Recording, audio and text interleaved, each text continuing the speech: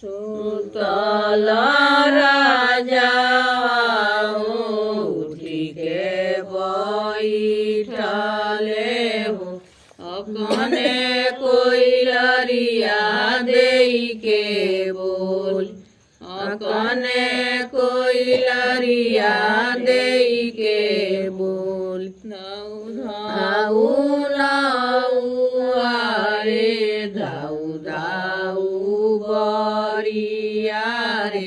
तपसी के लकड़ी ले आ तपसी के पकड़ी ले आ किया राजा मारवी किया राजा ना सभी किया राजा देश